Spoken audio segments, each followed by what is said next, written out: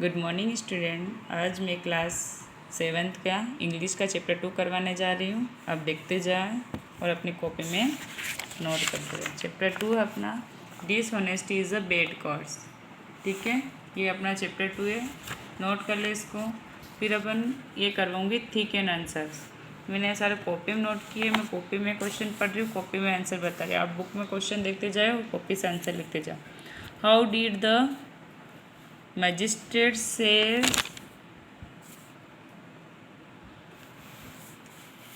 Sorry ये वाले इस पहले ये वाले आएंगे। How did the magistrate gathered wealth. ठीक है, ये आंसर द फॉलोइंग क्वेश्चन, उसके बाद राइटिंग वर्क आएगा। ठीक है, तो इस वाले क्वेश्चन के आंसर बता रही हूँ। तो न magistrate gathered wealth by giving favourable judgements to those who would pay him good sums of money। ठीक, इसके बाद सेकेंड का है who could the magistrate not tolerate। तो इसका हो जाएगा a mild mannered man who worked under the magistrate could not tolerate the magistrate। ठीक, थर्ड वाला what did he determine with his officials। तो इसका हो जाएगा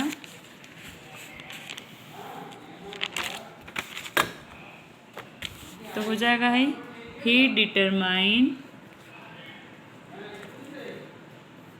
determined to do away with the official and with these evil intentions he made a plot। ठीक है, 3 वाले का ये आंसर कंप्लीट हुआ। फोर्थ वाला what did the countryside cover। तो इसका हो जाएगा the countryside covered in thick blanket of snow। ठीक, अगला हो जाएगा,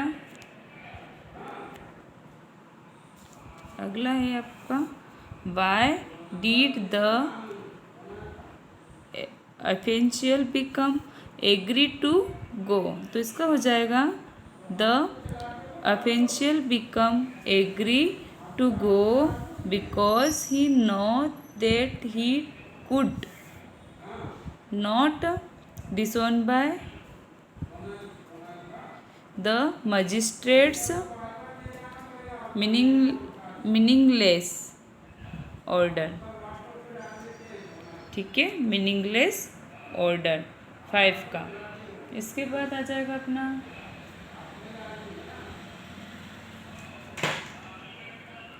क्वेश्चन नंबर, वो जो मैं बोल रही थी ठीक आंसर, इन क्वेश्चंस के आंसर करवा रही हूँ। तो इसका ए वाले का हो जाएगा व्हाट डिड द मैजिस्ट्रेट से टू हिज ऑफिशियल्स। तो इसका हो जाएगा the magistrate set the his officials I have a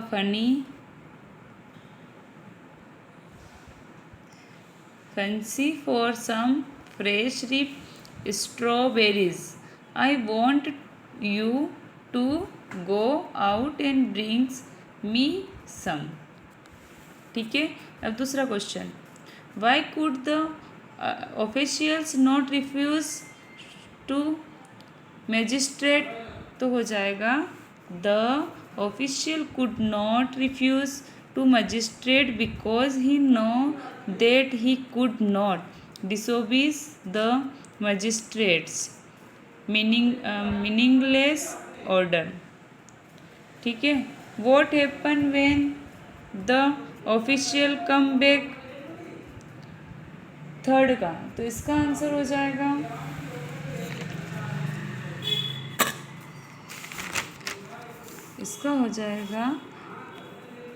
at the end of the week when the official come back home dejected and weary and feel ईल। ठीक, फिर fourth वाले का question, fourth वाला question है what was the plan of his sun.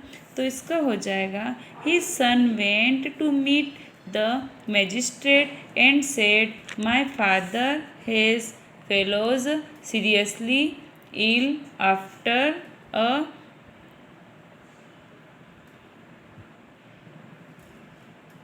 poisonous snake bit him while he was searching fresh strawberries you for you for और you लिखा है, ठीक है, A for you. Last question बचा अपना what did the higher authorities do. तो इसका answer हो जाएगा the higher authorities heard the matter they suspended the corrupt magistrate from service and appointed the honest upright officials as the new town magistrate।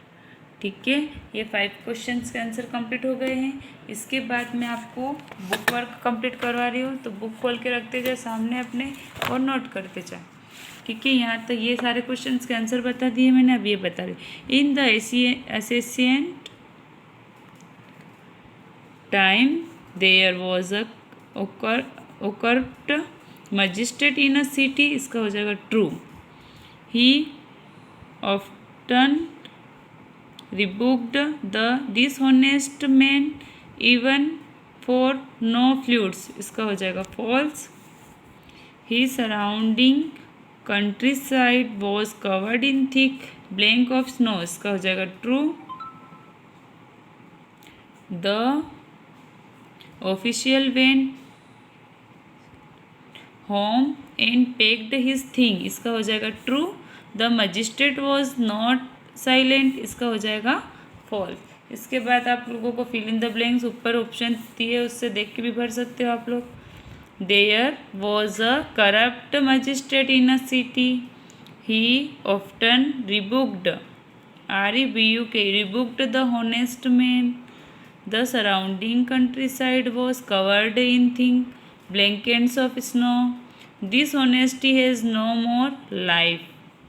ठीक है, इसके बाद आपके बचे tick the correct. Tick the correct में हो जाएगा dishonesty is a type bad habit good habit both. तो क्या हो जाएगा इसका bad habit. The officials was faithful dishonest careless. तो इसका हो जाएगा फेथफुल।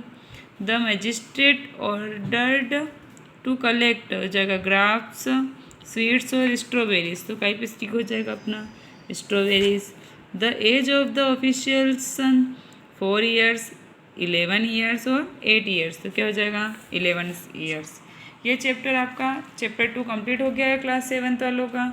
देखते जाओ और अपनी फेयर कॉपी में इसको नोट कर ले। ठीक है।